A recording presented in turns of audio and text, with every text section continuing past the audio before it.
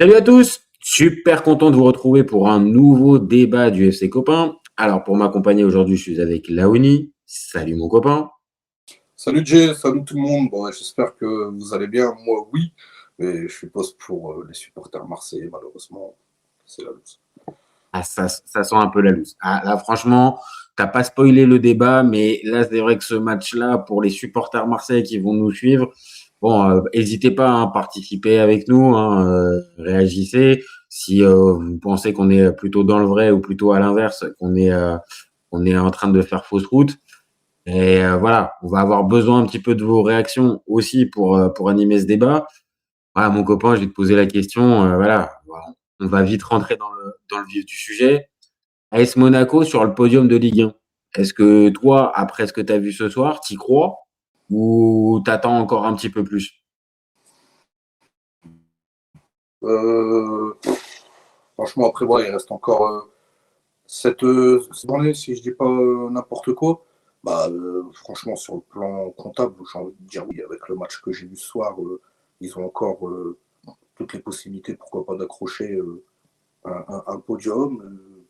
Une place en Ligue des Champions. Il y a Lille aussi qui se positionne bien. Il y a Lyon qui trébuche aussi début d'après-midi, qui font un 0-0.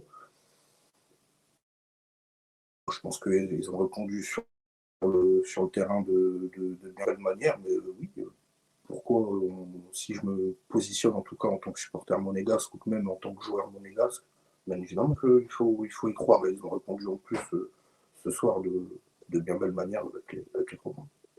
Donc toi, ce soir, là, juste en commençant ce débat, quand tu vois la prestation qu'a sorti l'AS Monaco, tu te dis oui, clairement, là, le podium de Ligue 1, il est pour nous. C'est pas juste. En fait, si je te pose cette question-là, c'est aussi pour après arriver sur Marseille. C'est est-ce que Monaco a fait un gros match et donc t'as convaincu, ou est-ce que c'est plutôt la faiblesse de l'OM dans certains secteurs de jeu qui a fait que Monaco l'emporte et donc par défaut bon, c'était peut-être pas un match référence. C'est pour ça. Toi, tu sembles me dire que c'est plutôt un match référence de la part de Monaco. Match référence, non, je pense pas, parce que Marseille, aujourd'hui, tout Hmm. le monde est capable de prendre malheureusement des points contre eux. Et quand tu vois qu'ils jouent de cette façon-là, c'est la moindre des choses de prendre 3 points contre Marseille.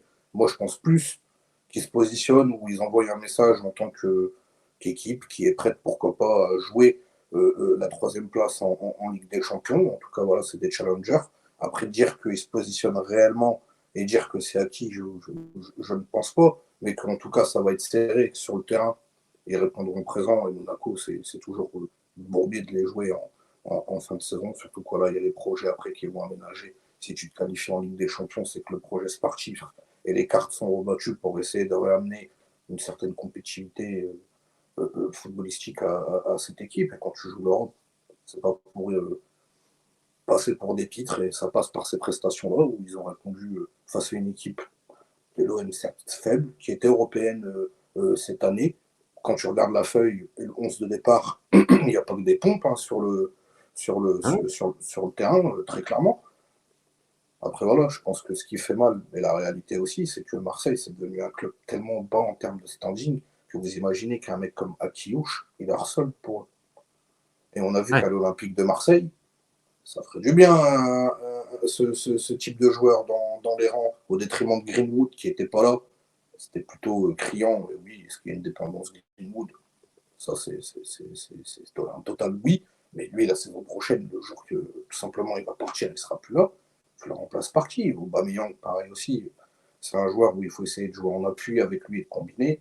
Quand il n'y a pas de lien, ce soir, il a été inexistant. On pas que Chao, qui a été un peu remuant, Traoré, Guiri, qui ont essayé, mais c'était trop approximatif. Ça manque quelqu'un de mec qui fait le lien et qui tue aussi les actions dans le but. Donc là, tu m'amènes Bon, sur un truc. Tu m'amènes sur un terrain, pardon. mon copain. C'est que là, mine de rien, ces faiblesses qu'on peut déjà définir de cet OM, et tu as raison, hein, ça date pas de ce soir. Hein. Ces faiblesses-là, on les voit depuis des semaines, voire des mois maintenant. J'ai l'impression qu'elles sont encore plus criantes depuis le départ de Deserbi. J'ai l'impression qu'en fait, alors je vais pas tomber dans le Habib Beye bashing gratuit, parce que vraiment la situation elle est bourbier, tu en as déjà parlé, ça fait déjà quelques temps et Deserbi il a largement sa part de responsabilité dedans. Maintenant, c'est une réalité, c'est que le fameux changement d'entraîneur, il y a pas d'effet en fait. Pour moi, il y a pas d'effet en fait. Il est là où vous pouvez peut-être te dire qu'avec un autre discours, ils étaient peut-être un peu lessivés de cette exigence et de ce rapport-là avec Deserbi et que peut-être un mec plus proche d'eux qui allait mettre en plus la fibre un peu marseillaise sur le tapis, ça allait marcher. J'avoue, je suis obligé, on va en parler à un moment donné aussi comptablement. Ça marche pas, la sauce à Big Bay. Moi, j'ai vraiment la sensation que ça ne fonctionne pas du tout. Alors là, franchement, j'en rigole. Alors un changement, bah non, il y a zéro changement. Après, je pense que moi, j'étais déjà intervenu sur pas mal de chaînes sur ce sujet-là. Le changement, c'est les joueurs qui le font sur le terrain. Tu peux ramener Guardiola, Luis Enrique, Capello, qui tu veux. Ça ne changera rien. C'est l'envie, la détermination. Il y a deux styles de joueurs. Des mecs qui ont déjà tout simplement rendu le tablier et qui attendent patiemment la fin de saison. Puis tu as peut-être deux types de joueurs qui vont se dire bah, on va essayer de bien terminer avec le maillot de l'Olympique de Marseille, essayer de donner une bonne image pour les supporters, pour redonner au moins un élan la saison prochaine au club, même si on n'est plus là, au moins voilà, on les aura qualifiés en Ligue des Champions, et même si bah, voilà, tu joues bien, tu termines sur une bonne note, pourquoi pas même de faire un beau transfert et de rapporter de l'argent. On n'est pas du tout dans cette fonction-là, dans cette Ah optique, ouais. et on a complètement jeté l'éponge. Et moi, ce qui me tue, c'est quand tu as des joueurs qui touchent 4, 5, voire 600 000 par mois, et qu'au bout d'une heure, t'es rincé, quoi. On l'a vu, hein, les buts de Golovin à la 59e, tu vois que Monaco, ils appuient un petit peu plus, ça ne suit plus dans les duels. Le deuxième de Balogun, c'est pareil, il suit juste derrière. Pavard, c'est complètement honteux, à l'image aussi de O'Reilly derrière. C'est un rond-point, quoi. C'est le mec, tu le débordes tranquille et tu as le temps en plus d'ajuster le lob du turfu, entre guillemets, comme jamais, où c'est le but collector pour le Ah numéro ouais. 9. Mais à Ah ouais. aucun moment, le mec a été mis en difficulté. Alors, il est dans un confort du début de l'action, comment elle se monte avec l'erreur. C'est parfait pour l'attaquant filou, opportuniste, roublard qui suit l'action, qui va très vite. En plus, avec cette qualité voilà, technique où il te met un lob comme jamais. Alors, heureusement, Guéry, voilà, il alourdit un petit peu la tension en disant qu'il allège le truc avec ce 2-1, une réduction du score vers la 85e. Mais ça y est, Ouais, mais on n'est pas dupe. On n'est le pas mal, dupe. le mal, il était Non. fait, mais c'est les joueurs qui ont la clé, et les joueurs, la clé, OM, ils l'ont déjà déposé depuis un bon moment. Donc attends, moi je t'entends. Moi sur ça, je suis assez d'accord. Tu as la sensation que voilà, l'arrivée d'Habib Bey n'a rien changé. C'est plutôt à la limite une tendance plus négative depuis qu'il est arrivé. Et là, je vais en fait te poser la question sur un truc. Ouais. Quand tu me dis, il y a des joueurs qui semblent avoir rendu le tablier. T'en vois certains ce soir pour lesquels tu te dis là en fait les gars ils y sont plus psychologiquement et limite faut les mettre de côté jusqu'à la fin ou est-ce que il y a encore on va dire pour tous des doutes. Moi j'en vois certains, hein. Moi par exemple un Pavard, tu viens de le citer sur l'erreur du second but, ça fait déjà un petit moment que j'ai l'impression que Benjamin Pavard il y est plus en fait. Donc est-ce que tu en vois certains autres comme ça ou t'attends encore pour te positionner? Non, non, des mecs comme Pavard, des mecs comme Heuberg, des gars comme Balerdi, Medina aussi, tu le sens, hein, de toute façon, sur le comportement body language, dès qu'ils ont encaissé le premier but, tu le vois direct au Ouais. faciès, c'est mort. Quoi. Tu te dis, ça y est, le match, il est poutré. Et c'est vrai qu'il y a plein de joueurs comme ça. Heuberg, pareil, hein, c'est quelqu'un, il y a encore quelques saisons en arrière, qui tourmentait l'Olympique de Marseille en Europe avec Tottenham, et il montrait réellement le joueur que c'était. Mais depuis qu'il est arrivé à l'OM, cette facette-là qu'on voyait, ce joueur de PL fantastique, mais c'est le jour et la nuit.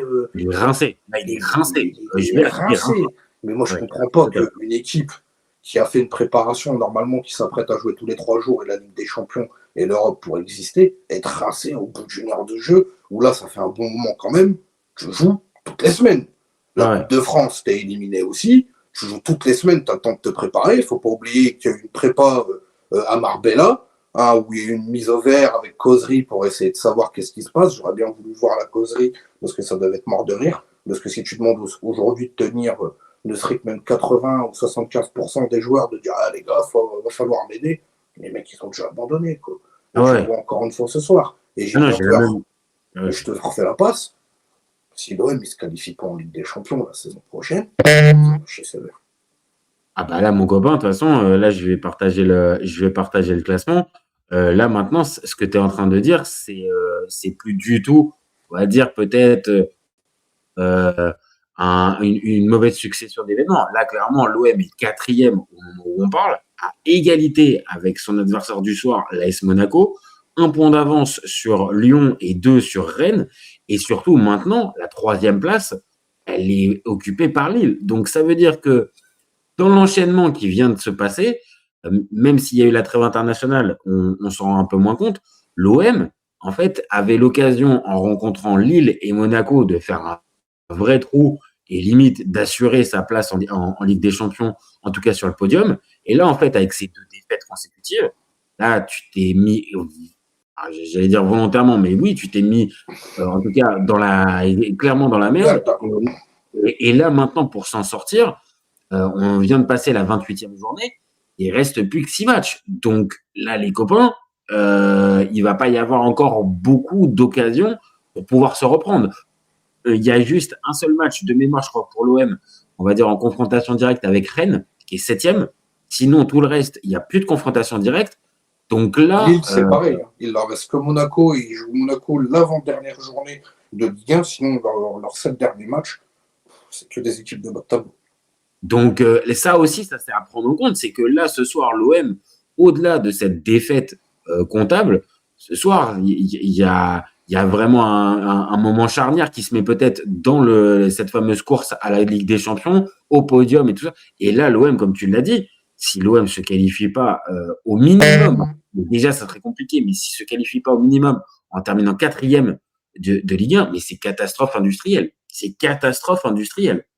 Tu as bien raison de mettre le mot industriel là-dedans, parce que très honnêtement, si tu es repreneur de ce club à la présidentielle, à la main, à la houlette de l'Olympique de Marseille, où tu vois qu'en fait, c'est comme une baraque que tu rachètes, alors ok, il y a pas mal de mètres carrés, mais toutes les fondations sont pourrites, les murs sont morts, les canalisations sont morts, il y a tout à retaper. S'il y a un actionnaire demain qui doit revenir dans le club, déjà, il va falloir qu'il aime l'OM et qu'il aime aussi dépenser de l'argent pour l'Olympique de Marseille. Mais là, c'est une refonte de la tête aux pieds. Je ne sais pas si cet homme existe. Et malheureusement, on va revenir dans le réel. Si l'OM n'arrive pas à accrocher la Ligue des Champions la saison prochaine, je donne pas cher de leur peau sur la saison d'après. Qui va vouloir entraîner cette équipe? Si tu passes après à Big Bay, parce qu'à Big Bay, on comprend bien qu'il y a une petite musique qui est en train de monter, les supporters, ils sont déjà gavés du prototype, mais moi je le redis encore une fois, c'est pas Big Bay, c'est les joueurs sur le terrain. Mais demain, comment tu vends un Pavard? Alors il me semble que c'est un prêt, si je dis pas n'importe quoi. Donc il va repartir. Mais Medina, comment tu le vends? Heuberg, comment tu le vends? Konokbia, comment tu le vends? En tout cas, à quel prix? Là où les joueurs ont été achetés, plus les salaires, comment ils sont plafonnés à l'OM. On a vu il y a quelques semaines les salaires de Ligue 1. La gamelle, elle est bonne à l'Olympique de Marseille. Moi, je l'ai dit, je veux bien aller jouer à l'OM avec ce rendement-là, rien branler sur le terrain et toucher 4 ou 500 000 par mois. Parce que franchement, les mecs, quand ils rentrent le soir, ils doivent prendre une douche. Ils doivent être dégoûtés, mais ça ne doit pas leur en déplacer une sans en toucher une autre, hein, ça c'est sûr. Non, mais après, ça c'est on va dire une question annexe qui risque de toute façon d'arriver dans les prochains jours, peut-être surtout semaines. Et l'intersaison, comme on vient de le dire, elle risque d'être extrêmement bouillante et ça risque d'être une usine à gaz parce que justement, tu as des problèmes partout. Et s'il n'y a pas qualification en Ligue des Champions, voilà, ça va être catastrophique. Donc, avant d'en arriver là, on risque Mais tu vois, Jay, pour le bien de l'OM, moi, je suis actionnaire de l'Olympique de Marseille, je descends dans le vestiaire, j'ai vous foutez de la gueule du monde. J'ai dit, le club, ça se trouve, il va être en vente. La fin de saison, vous avez intérêt de montrer une bonne image. Vous êtes ici. Est-ce que tu penses que McCarthy va faire ça? Est-ce que tu penses que McCarthy va faire ça? Normalement, c'est ce que tu dois faire. Moi, je descends dans le vestiaire, mais je pète un câble. Je dis, même si les gars, vous n'êtes plus là la saison prochaine, un minimum. Même nous, demain, on doit être racheté. L'équipe, vous la flinguez. Moi, demain, je suis actionnaire. Même si j'aime bien l'OM, tu me dis que je ne vais pas me foutre dans la merde en reprenant le club. Ah bah, tu l'as dit, c'est plus un sac de nœuds plus qu'autre chose, on va dire, de récupérer l'OM en ce moment. Donc, bien évidemment, que moi je partage.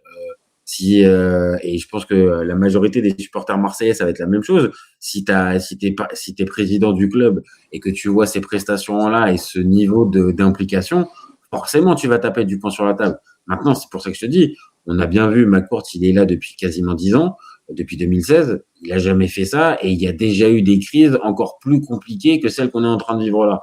Donc, malheureusement, c'est pour ça que je te dis, on va pas le voir. Maintenant, je partage avec toi l'idée de remettre, on va dire, un homme fort. On a bien vu que Benatia est resté, il a eu peut-être la peau de Longoria, mais regarde, au final, ça donne rien. Habib Beye, le choix d'avoir mis Habib Beye, on vient d'en parler, c'est un choix qui, pour l'instant, est pas pertinent et surtout pas positif, et qui donne pas de résultats. Et pour recentrer un petit peu sur l'AS Monaco ce soir, il y a Agel Kamé qui nous dit, elle fait peur cette équipe de Monaco sur cette deuxième partie de saison, ça joue au ballon. Ah, forcément, ce qu'on vient de décrire de l'OM face à une équipe qui a plutôt le vent en poupe et qui aligne les victoires, parce que ce soir, c'est l'OM, mais la semaine d'avant, avant la trêve, c'est Lyon. Ils ont battu le Paris Saint-Germain au Parc. Ils ont gagné face à Lens à Bollaert. Monaco, en ce moment, il chauffe de partout. Hein. Je crois que c'est cette victoire d'affilée, si je crois, ouais. Ouais, je crois que c'est ça. C'est cette victoire d'affilée. Donc, cet OM-là, on va dire, qui était malade, face à un Monaco qui avait plutôt la confiance, bon, on est sur un résultat logique au final. Complètement logique. Puis quand tu as des joueurs comme Golovin, comme Akiliouche, notamment qui sont très très forts, comme Balogun, la façon comment il arrive à mettre l'occasion, ils ont des joueurs tout simplement à chaque ligne, ce que n'a pas a priori l'Olympique de Marseille. C'est ce qui fait la différence. Ce soir, c'était pas le cas. Hein. Ce soir, c'était pas le cas. Quand tu regardes le 11 aligné par Bey, clairement, les joueurs que tu viens de me dire, les joueurs de classe, les joueurs clutch qui peuvent faire la différence, tu les as pas ce soir à l'OM. Tu les as pas. Hein. Mais là, ce qui est encore plus choquant, c'est que Habib Bey, il a fait du désherbis ce soir face à l'AS Monaco. On a revu même ces passes de merde à 2 balles derrière où ils essayent de relancer, mais ils sont incapables de ressortir le ballon de cette façon-là. Mais tu dis, mais en fait, qu'est-ce qu'ils font à l'entraînement? Et même Bey, que je trouvais très brillant, en tout cas au niveau dans son regard, on sentait qu'il avait vraiment envie de réussir avec l'OM. Mais là, les caméras qui étaient sur lui, tu comprends que même lui aujourd'hui, il s'est foutu dans un bourbier. Tu peux plus rien tirer. Il y a 7 journées. Je ne sais pas s'il y a le calendrier de l'Olympique de Marseille, s'il y a rejoue peut-être encore une grosse équipe ou pas, mais c'est vrai que c'est très alarmant. Et même moi qui adore coacher ou essayer de relever des défis, etc., demain tu me dis viens à l'OM. Ouais. Parce qu'en plus, tu es obligé d'ajouter le côté, forcément, comme là on est dans le foot pro de très haut niveau, c'est-à-dire que là, en termes d'image, là, aller là-bas, tu te crames direct, en fait. C'est-à-dire qu'en tant que coach, tu te crames. Alors, évidemment, Habib Beye, à ce moment-là, il vient de se faire virer de Rennes. Il y a l'OM, dont on le sait, c'est le rêve, en tout cas, un de ses rêves d'entraîneur qui vient se mettre. Moi, je comprends, en fait, qu'ils prennent la place. Maintenant, comme tu l'as dit, alors, au final, c'était trop gros pour toi. Et même avec ta bonne volonté et ce que tu as envie, le mal est plus profond, en fait. Et je pense qu'on va être d'accord, en fait. Le mal est plus profond. C'est pas Habib Beye. Mais c'était le deal, de toute façon, Jay. Soit il arrivait, et c'était le grand gourou, et il avait la mention Panoramix pour remettre en place l'Olympique de Marseille. Et puis, forcément, ça prend l'autre chemin. C'est comme on le savait tous. C'est la réalité du football. Tu prends pas les patins d'un entraîneur qui a glissé en cours de saison, où finalement, tu t'aperçois que il y a tout à refaire, une logistique de la tête aux pieds avec des joueurs qui n'y sont plus. Puis finalement, tu essayes de terminer la recette avec ça, mais tu t'aperçois que finalement, ça ne va pas. Il ne serait que même l'eau à couler sous les ponts. C'est le Deserbi aujourd'hui, il a rebondi à Tottenham. C'est pour vous dire. Donc, et bizarrement, même lui qui n'est plus là, on a l'impression de voir encore l'équipe en mode Deserbi. Et ce que je vous reproche à Habib Beye face à cette équipe de Monaco qui est très joueuse, c'est qu'il n'a pas montré de tactique. Il n'a rien montré du tout. Même Ouais. le 11 de départ, tu le vois, la composition des joueurs, un espèce de 3-4-1-3. Tu dis, mais qu'est-ce que c'est que ça? Remets-nous un 4-4-2 en losange avec un numéro 10, deux milieux récupérateurs sur les côtés, même des mecs après qui prennent les couloirs avec une pointe devant. Ou même un 4-4-2 à plat, je ne sais pas. Mais de partir dans cette tactique-là et ces dispositifs-là avec des joueurs qui ne courent même pas en plus pour son prochain, qui ne font même pas les efforts. Ah oui, c'est ça en fait. Ça C'est sert qu'en à fait, rien. ce type de compo, encore une fois, je partage. Quand je vois ça, je me dis, ouais, bon, je suis plutôt dubitatif.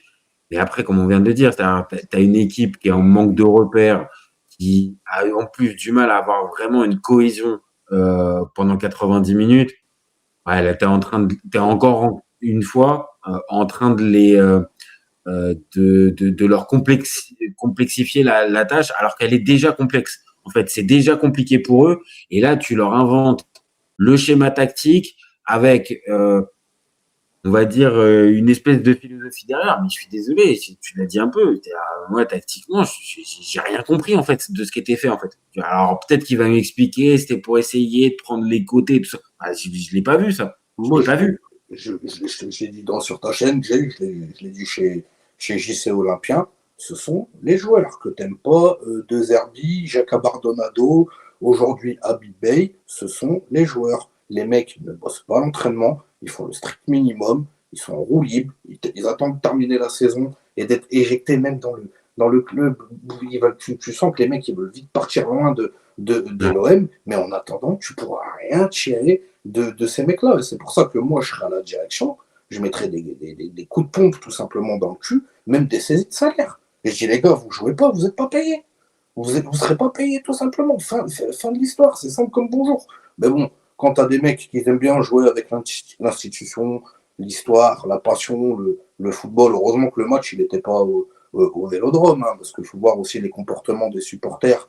Il y en a certains, soit deux doigts déjà dans des coups entre eux, et puis de rentrer, on a vu devant le Vélodrome des bagarres où les mecs ils veulent choper les dirigeants et réellement demander des comptes. Mais tu n'auras pas de compte à demander à ces dirigeants-là. Par contre, c'est sûr que sportivement, avec les moyens qu'ils ont et les prestations qu'on attend, et quand tu vois le résultat à la fin, bah, tu as l'impression que tous les week-ends, on te sert de la merde dans ton assiette. Donc forcément, ouais, tu as envie d'attraper ces mecs-là par le callback, parce que faire 600 bornes, 800 bornes, dépenser je suis pas supporter de l'OM, hein, moi c'est tout ce que j'entends à chaque fois, même des amis. Il faut avoir du courage Ah pour aller non, voir ces matchs-là. clairement. Là, et au-delà du courage, il faut un côté, on va dire, mentalement, vraiment, tu vois, tu te prends les bosses les unes après les autres. La saison, tu as l'impression que c'est une succession.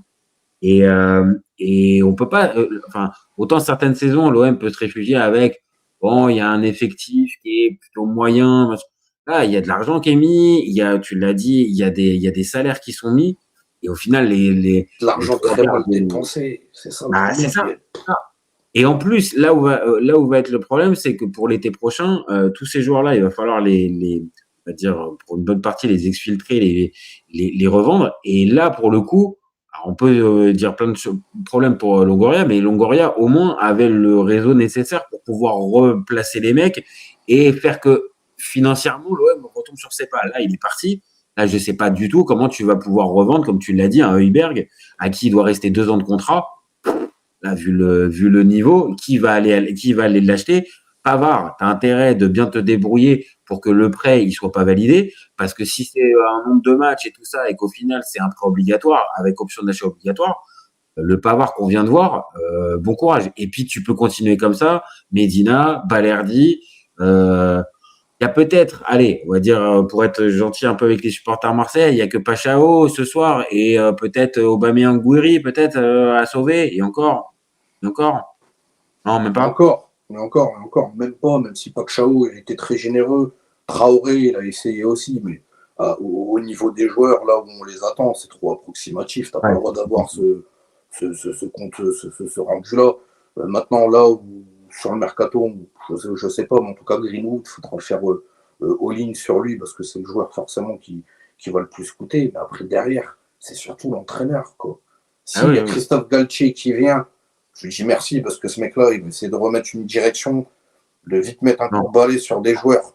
non, non, non, non, non, ah non, ah non, ah non. Alors là, non, non, non, non, là, j'étais pas C'est. prêt. J'étais pas prêt. Mais, Ah, tu me, tu me- dis-moi quel entraîneur va. Dis-moi un nom.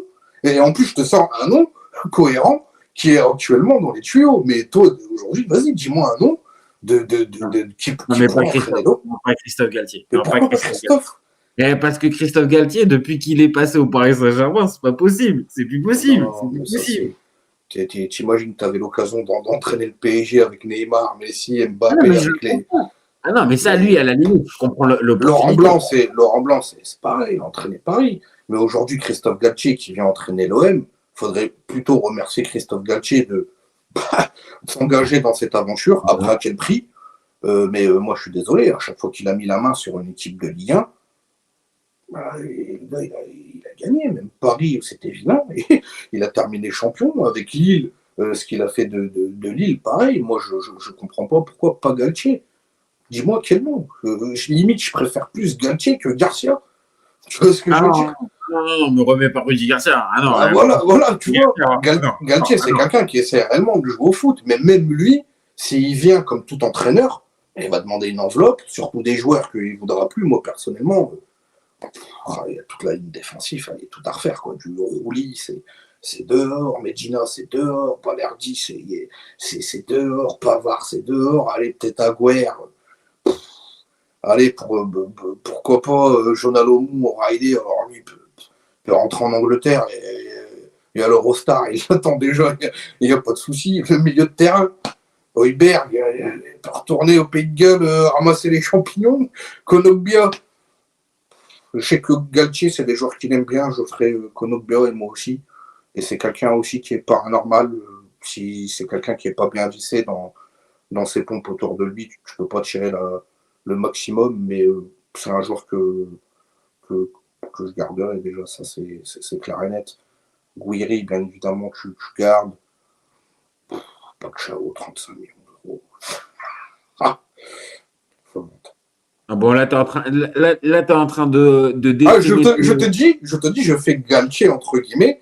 Je te dis, moi, des joueurs que je ciblerai, que je garderai pas. Quoi, Ah bah là, j'ai bien compris, il n'y a pas grand-chose, il y a pas grand-chose que tu vas garder. Hein. Là, Mais c'était Galtier. et toi, tu gardes qui dans cette équipe? S'il faut garder quand même une colonne vertébrale, Ah, tu vas ouais, c'est couper, ça. tu vois. Mais en vrai, les mecs, ils Ah, méritent, mais avec ah non, les mais les gars, prestations qu'ils ont fait, ils ne méritaient pas de porter le maillot, les gars.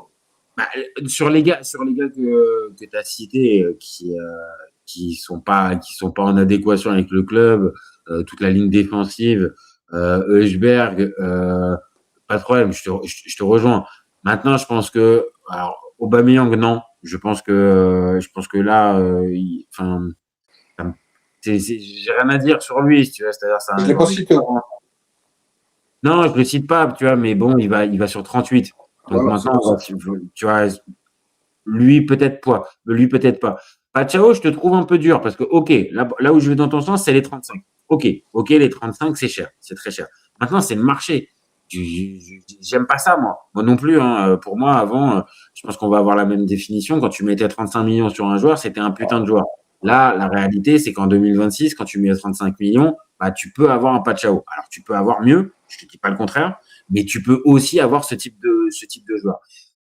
Je trouve à sa décharge qu'il a une attitude positive et que euh, ouais, il me semble être en train de progresser. Après, pas en train de te dire que je suis pas en train de te dire que le joueur est extraordinaire, mais on va dire sur une deuxième saison, tu vois, avec l'acclimatation, il s'est fait à la Ligue 1. Honnêtement, tu vois, lui le garder, ça me paraîtrait pas déconnant comparé à tous les autres gars que tu as cités tout à l'heure qui me paraissent ouais, avoir la tête ailleurs ou juste pas les cannes pour pouvoir jouer. Pachao, ça fait partie un des seuls. Et après, la vraie question, tu l'as dit tout à l'heure, c'est Greenwood. Qu'est-ce que tu fais? Est-ce que tu gardes Greenwood ou est-ce que tu le vends? Parce que si tu le vends, tu peux peut-être avoir une chance de pouvoir racheter quelques joueurs à la place. Si tu le gardes, il faut avoir une équipe autour. Sinon, ça sert à rien d'avoir Greenwood. Moi, personnellement, Greenwood, pour réellement, s'il n'y a pas la Ligue des Champions, les joueurs qui sont bankable, entre guillemets. Je pense que c'est Højbjerg, c'est Pac Chao et c'est Greenwood. Je pense que Pac Chao, il a encore une valeur marchande. Je pense que si je suis son père, je lui dis que l'avenir, c'est pas l'Olympique de Marseille avec ce qu'on a vu, ne serait que sur cette saison, l'instabilité qui est chronique. Je parle pour le joueur, je parle pas pour le club là, pour lui, et que de là derrière aussi, que la direction, on voit que faut des joueurs aussi plus forts intrinsèquement où ils se sont trompés, et tu te mets autour de la table, et forcément l'OM actuellement, pour faire évoluer ce type de joueur, c'est pas la bonne maison, et l'OM a besoin de joueurs peut-être plus expérimentés, plus aussi Ligue 1 avec plus de caisse, parce que Pac Chao, on s'aperçoit que physiquement il est très court, tactiquement aussi, moi je le trouve très limité, même s'il a une technique, il a une ouverture de pied, etc. et tout, mais pour le reste après, on voit que tous les défenseurs de Ligue 1 prennent entre guillemets l'ascendant sur lui. Tu sens pas comme moi, on va dire que le gars est en progrès. Moi, je sens pas ça. Non, moi je vois juste quelqu'un qui joue sur ses qualités, qui a fait la force de ce joueur aux Pays-Bas, il faut le dire. Mais quand tu arrives en Ligue 1, même Zlatan, il l'a dit, c'est Ibra quand même. C'est très dur. Les mecs, ils sont rugueux. Quand tu joues sur les couloirs, je me sens que si ça serait réellement ce Brésilien qui a le feu dans les jambes, etc. et tout, c'est absolument pas du tout ça. Mais est-ce que aussi ils l'ont préparé pour jouer dans ce championnat-là, pour essayer d'avoir ce temps d'adaptation, parce que peu importe qu'il est Pac Chao ou pas, il faut le préparer. T'as même pas le temps de te préparer, quoi. C'est comme un joueur que t'achètes à la play. Allez, une note de 84, tu le jettes sur le terrain, puis tu vois ce qu'il attend. Je l'ai bien noté. Hein. Je pense que je l'ai bien noté. Mais derrière, quand t'es un joueur qui a entre guillemets un IG, à ce poste-là, bon voilà quoi. T'attends forcément mieux. Et encore, 35 bateaux, il les vaut jamais. C'est pour ça que moi, demain, je le revends. Lui, Greenwood, Højbjerg, peut-être d'autres joueurs, et j'essaie réellement de cibler. Vertébrale avec voilà. Tu changes. Non, mais je pense que ça va être aussi un peu ce qui va animer, comme on a dit, la fin de saison de l'OM. Donc là, de ce qu'on est en train de dire, parce qu'il y avait l'autre question qui était l'OM hors du top 4 de Ligue 1, est-ce qu'on y croit ou pas? Là, on est en train de décrire une équipe qui va pas finir dans le top 4. Mais le problème, c'est que si tu vas dans le top 4, ou même je dis une bêtise, il termine 3e de Ligue des Champions, avec ce que là, 3e pour la Ligue des Champions, avec ce qu'on voit là actuellement. T'es rassuré, toi, pour la saison prochaine? Non, mais par contre, comme on vient de l'évoquer, la possibilité de pouvoir changer une partie de l'effectif et de repartir à zéro avec peut-être d'autres têtes, une autre colonne vertébrale, je vais pas te dire que je vais y croire forcément, mais il y aura toujours le truc de me dire bon bah écoute, on va peut-être aussi enlever, c'est dur à dire, mais les pommes pourries de cet effectif et tu peux reconstruire. Maintenant, on l'a dit un peu dans ce débat, si l'OM finit pas dans les 4 premiers, là la certitude, je te réponds, je l'aurais pas du tout. Mais si ça termine 3e, voire 4e, j'ai encore la possibilité de me dire en tant que supporter marseillais, bon, on peut encore avoir une issue positive. Par contre, hors top 4, je l'ai dit tout à l'heure, c'est catastrophe industrielle. Hein. C'est catastrophe industrielle. Mais le problème, c'est que catastrophe industrielle, comme tu dis, dis-moi, tu termines top 3. Tu vas en Ligue des Champions la saison prochaine. Une connerie. Hein. Moi, mon téléphone, il sonne, je fais du football fiction.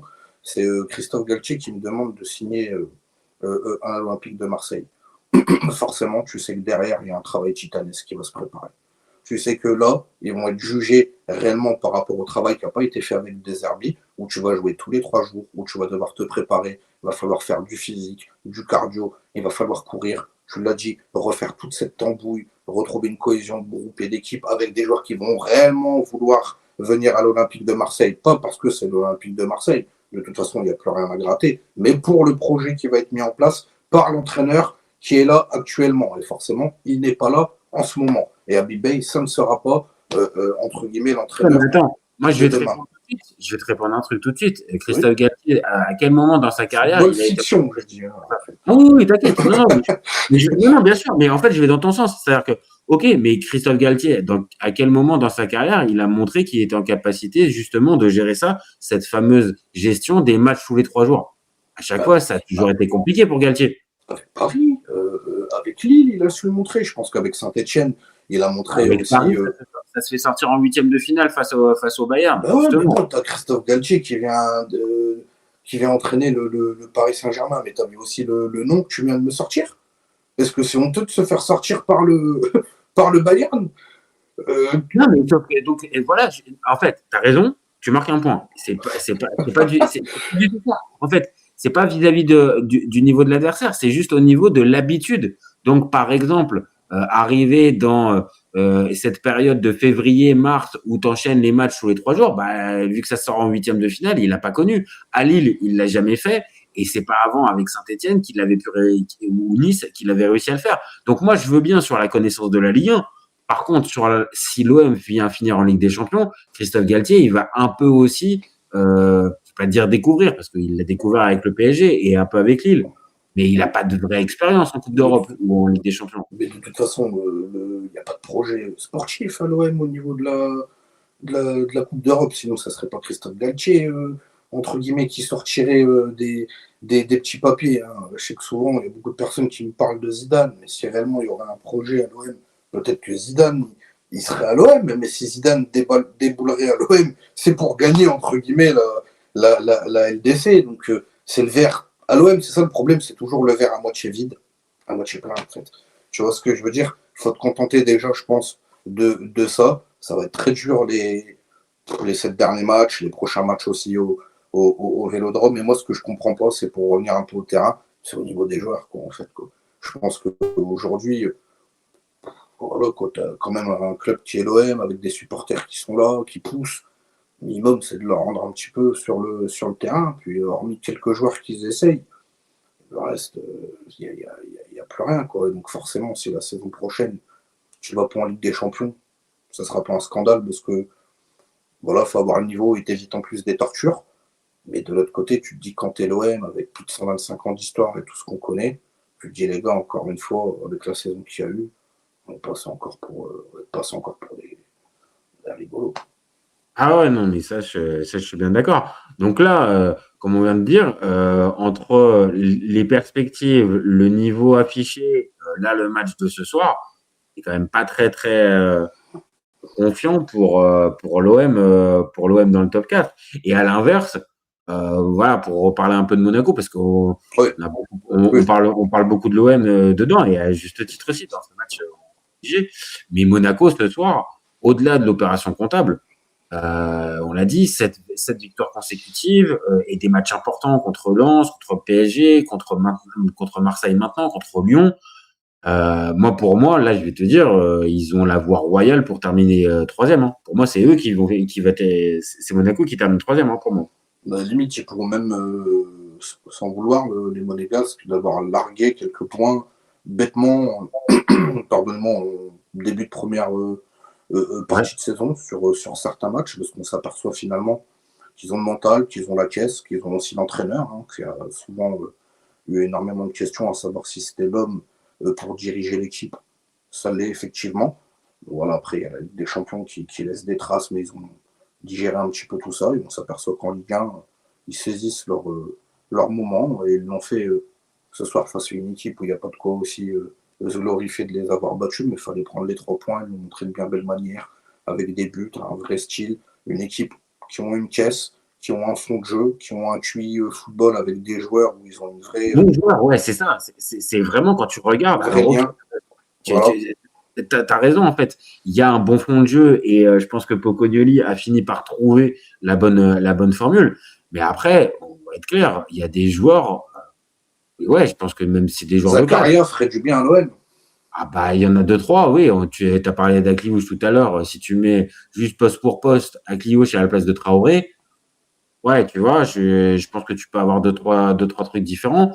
Golovin, alors ok, on le sait, on le connaît, c'est toujours un mec qui peut être blessé et qui est jamais là. Très fort. Par contre, bon, quand il est aligné bien en jambes, c'est un sacré joueur de ballon. Zakaria au milieu, il te fait un boulot assez dingue. Et même si c'est pas forcément le gars auquel tu penses, je sais pas, j'ai trouvé que Radecki, leur gardien, bah, il leur fait deux, trois arrêts vraiment importants à des moments clutch du match. Et c'est aussi ça, tu parlais de Rouli, qui vraiment avait très bien débuté son expérience avec l'OM. Et puis au fur et à mesure du temps, tu as l'impression que bah, lui aussi est tombé dans la machine à laver et qu'il s'est fait lessiver. Ah ouais, je trouve que Monaco, mine de rien, à deux, trois endroits du terrain, tu as des vrais joueurs qui font la diff. Et Balogun, désolé, mais franchement, le but qu'il marque, c'est un but en tout cas d'un attaquant en confiance. Je dis pas forcément grand attaquant, mais un attaquant en confiance va la tenter, celle-là. Bien sûr, non, non, pas, on va pas dire grande jogador, mais Ouais, voilà. c'est vraiment quand même un top attaquant quand même, parce que c'est pas pour rien qu'il est capable de faire ce genre de choses. Limite, tu me dis c'est Dembélé qui l'aurait mis, y Ah a pas oui, de oui, souci. oui. Voilà, Ah oui, oui. Balogun, il le met. Je pense que voilà, ça montre toute la trempe qu'il peut avoir, même si c'est un joueur des fois qui peut être frustrant Bon, forcément, mais je pense que aussi c'est le type de joueur qui manque à l'Olympique de Marseille. Un Balogun, un gun devant le but qui crève les cages de cette façon-là. Mais si tu superposes les maillots, c'est pas pour autant qu'aujourd'hui Balogun, avec l'équipe qu'il y a aujourd'hui à l'OM, les joueurs ils sont complètement à l'envers. Le Piqué ne le met pas. c'est ça, Le... c'est qu'en fait, là où tu as besoin, en fait, dans cette équipe de l'OM, tu as besoin à la fois C'est de une technique harmonie, une alchimie. et tu as besoin aussi, on le dit très souvent sur cette chaîne, à l'OM. Et c'est pas en termes de forcément grandeur du club, c'est loin de là. C'est en termes d'exigence et ce que ça te demande mentalement. En fait, c'est évident. Attaquant à Monaco et attaquant à l'OM, j'ai pas envie de te dire que c'est pas Pareil. le même métier, mais il y a un côté où, en fait, ton boulot même, en fait, il y a un endroit, il est différent, il est plus compliqué à l'OM. Alors après, attention, à Monaco, Ouais. il y a Tu peux aussi le prendre côté inverse. pardonne-moi, ben, Valère Germain qui a joué à Monaco, qui a joué à l'OM, qui a tourné une vidéo Kempo Ouais. il y a Il y a très peu de quelques temps, jours, ouais. il te le dit, ça a rien à voir. Il y a une préférence forcément pour Monaco, mais c'est vrai qu'être neuf à l'OM et à l'ASM, forcément, je te refais la passe, ça n'a rien à voir. Mais l'alchimie, la cohésion d'équipe, c'est partout. Et à Monaco, il y en a une et tu vois le lien entre les joueurs, les actions et les buts, comment ils sont construits, au détriment de l'Olympique de Marseille, où c'est toujours à l'arrache et au farcette. Ah ouais, ouais, c'est ça. Et que malgré les entraîneurs qui sont passés ces derniers temps, et même un Deserbi qui était, on va dire, aussi attendu sur ce point-là. Alors, ok, je vais nuancer. Moi, j'ai vu des matchs aussi où j'ai pris du plaisir à voir l'OM jouer. Maintenant, j'ai vu aussi ce que tu as décrit à certains moments, des matchs où vraiment l'OM pouvait jouer 500 minutes, ils auraient pas marqué. Et à certains moments un jusque boutisme dans les idées avec je veux pas changer ça, je veux absolument rester là-dessus, je veux absolument avoir la main dessus. Et oui, c'est ce qui a aussi fait exploser cet OM-là. Maintenant, euh, quand on ramène à ce match de ce soir, ouais, pour tous les éléments qu'on vient de décrire, en fait, oui, la victoire de Monaco, elle est logique, elle est cohérente, elle est positive pour eux. Là où la défaite de l'OM, elle est aussi logique et cohérente, mais par contre, elle est sacrément négative. Donc là, on a vraiment deux dynamiques qui s'affrontent. Et j'ai peur que d'ici la fin de la saison, l'OM, moi, redresse pas la dynamique. Hein. Vraiment. Je, J'ai je, vraiment très, je, très peur. Hein. je me suis dit que, effectivement, sur cette peur, est-ce qu'ils auraient été capables un petit peu de renverser cette tambouille? On avait l'habitude de voir l'OM longuement mené au score et sur les dernières minutes de toujours se faire rattraper, de se faire toujours barber des points, mais de ne pas perdre, de faire match nul et de se dire bah là ils vont peut-être le faire. Ils perdent 2-1, ils vont essayer peut-être quand même essayer d'accrocher ce match nul là où plus d'une fois ils se sont fait prendre la main dans le sac. Et là ça va être quand même eux de ressentir aussi cette sensation de revenir au score comme ça en fin de match, parce que ça montre que l'équipe elle est quand même vivante et qu'elle a de l'envie. Il n'y en a pas en fait quoi. Il y en a même pas. Et tu revois toutes les occasions, même le nombre de tirs, etc. Et tout. C'est très bâclé, c'est très approximatif. Il n'y a pas Ah, possibilité de c'est faire c'est- c'est mieux non que ça. seulement ça, c'est non seulement ça, je suis totalement d'accord, mais en plus, on en a parlé. C'est-à-dire, en plus, tu sens pas que Bay, dans son coaching et dans sa manière de renvoyer, en fait, même de préparer l'équipe, tu sens que en fait, ça va juste être les joueurs. Et les joueurs, on vient de le dire, il y a des insuffisances partout. Et il y a en plus un vrai problème mental pour une bonne partie de l'équipe. Et je te jure, hein, présenté comme ça, moi j'avoue, je vois pas comment l'OM peut redresser la dynamique là dans les prochaines semaines. Hein. Alors ok, ça sera les prochains matchs. Le prochain match est contre Metz. Metz est dernier. Donc ok, tu vas pas jouer Monaco. Maintenant, attention, hein, si on voit une équipe aussi maladroite, tu peux même jouer Metz. Tu peux tomber dans le match Bourbier où tu fais un 0-0. Hein. Et un match nul contre Metz là, ça serait encore plus une contre-performance. Hein. Mais moi, je vais même aller plus loin. Toi, tu parles des dernières semaines qu'il y a, mais moi, je parle pour la future saison. Sur les futures saisons, avec l'image qu'ils sont en train de donner là, tu ne donnes pas cher de leur peau à l'Olympique de Marseille de savoir comment l'équipe va être structurée la saison prochaine. Et de se dire que bah, le mauvais pain, entre guillemets, que vous êtes en train de manger, j'en ai bien peur que la saison prochaine, vous allez en manger, les copains. Bon, ok. Bon, supporter marseillais. Hein. Bah oui, non, après, de toute façon, après, c'est ça qui est génial avec le foot. C'est qu'après, la vérité du jour n'est pas forcément celle du lendemain et que ça va tellement vite dans le foot que tu peux avoir un transfert qui hype tout le monde et qui rassure tout le monde et qui fait parapluie pendant quelques semaines. Mais tu peux avoir aussi ce qu'on vient de dire, on va dire une direction qui est absente, du temps qui est pris pour trouver le successeur, les supporters qui commencent à péter un câble, une attractivité qui est pas bonne. Et là, tu as tous les ingrédients pour une saison catastrophique pour l'OM. Donc vraiment, ce match-là, il était important. Il n'est pas encore, on va dire, définitif, parce qu'on l'a dit, il y a encore des matchs derrière. Mais sur la tendance, on va être d'accord. Monaco sur le podium, on y croit. L'OM dans le top 4, on n'y croit pas. Moi, je pense que pour le bien de l'Olympique de Marseille, ça serait de faire une saison en fait sans Coupe d'Europe, de retrouver une stabilité, un socle, une base, de travailler bien durant l'intersaison en espérant que les bonnes personnes arriveront avec des joueurs qui vont amener vraiment une fraîcheur et de laisser cette page, cette saison derrière et avancer devant et de jouer déjà toutes les semaines, de bien travailler tout ça à l'entraînement et de se dire peut-être dans 2 ou 3 ans de rearmer l'Olympique de Marseille sérieusement et de là de se projeter à savoir si on va à l'Europe et si on joue l'Europe, ça sera pour cette fois-ci entre guillemets. Tu sais quoi, je vais trancher. Moi, je pense que alors après, ça va être horrible et les supporters marseillais vont pas être d'accord. Mais pour moi, en fait, la solution, ce serait d'aller en Conference League pour le. Tu reprends de la confiance, en fait. Tu reprends de la confiance. Alors, évidemment, les équipes que tu affrontes, on le voit bien avec Strasbourg qui est en Conference League, tu joues pas tu joues jusqu'au quart de finale, demi-finale, tu joues pas des gros.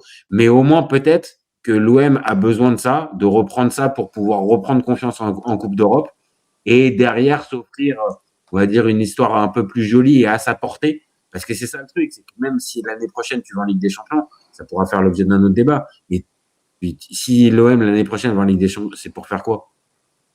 C'était les mots de Thauvin à l'époque, tout simplement. Mais je pense qu'aujourd'hui, effectivement, une Europa League, une conférence, c'est peut-être plus, entre guillemets, dans leur standard, même Oui. si ça fait mal mais ça fait mal, c'est une réalité en fait en tant que supporter marseillais. Bien sûr.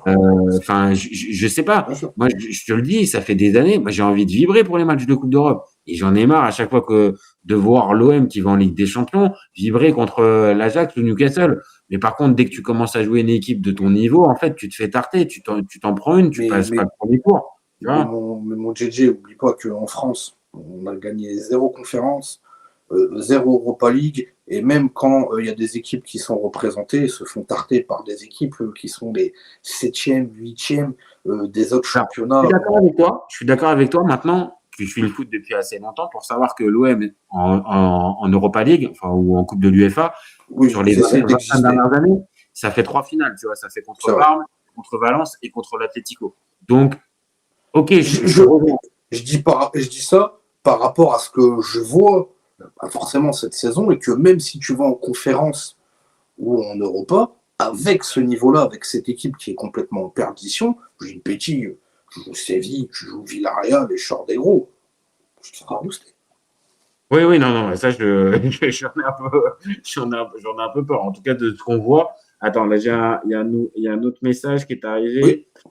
Il nous dit à Monaco moyen ce soir, ça suffit. Oh, t'es un petit peu dur, Haït 05. L'OM est un club du passé comme Reims ou Saint-Etienne. L'OM est rentré dans le rang, ça glorifie un passé lointain. Ah, écoute, on est peut-être pas aussi cash, mais on est globalement sur la même lignée. C'est-à-dire que l'OM est globalement un club du passé et qui est pas, on va dire, compétitif là au moment où on parle. Par contre, le Monaco moyen ce soir, non, on n'est pas d'accord quand même. Monaco, c'était Non, un non, Monaco, non. enfin, ce soir. Ils ont fait un vrai match, même comme je l'ai dit et tu l'as dit, il n'y a pas de quoi aussi tomber de la table quand tu bats cet OM-là. Après l'Olympique de Marseille, on peut reprendre pareil avec les sélections, il faut vivre avec son temps. Il y a des moments où tu vas vivre dans une époque où les mecs ils roulent sur tout le monde, et d'autres qui vivent dans une époque où l'équipe ils sont dans le creux de la vague. L'OM, ils sont dans le creux d'une vague qui est énorme depuis un long moment, mais rien n'empêche de repartir du bon pied. Moi, je le dis, hein, c'est le seul travail. Et malheureusement, à l'OM, il n'y a pas les gens actuellement en place pour faire travailler et refaire rêver, entre guillemets, les supporters comme autrefois. Comme il devrait.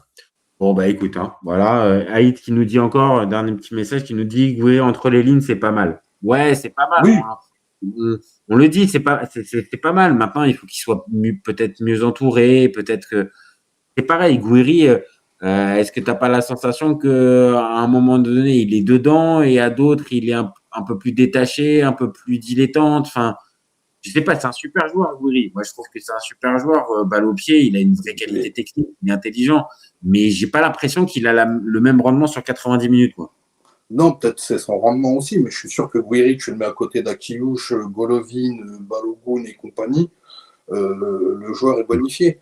Là, je le répète, à l'OM, il n'y a pas de lien entre les joueurs. Quoi. En fait, c'est dès qu'ils ont la balle, c'est débrouille-toi, essaie de sortir un tour de magie de ton chapeau, mais tu vois pas de combinaison, tu vois pas de relais, tu vois très peu de 1-2, même quand il y en a, c'est des passes qui sont en arrière, il n'y a pas de percussion, il y a très peu de verticalité, même quand il y a un peu de profondeur avec Wea ou Traoré qu'ils essayent, ça reste très, très brouillon Ouais. en sortie d'action, mais Guiri, forcément pour la saison prochaine, c'est sûr que c'est un joueur sur qui je m'appuie Ouais. dans l'équipe. Je suis bien d'accord.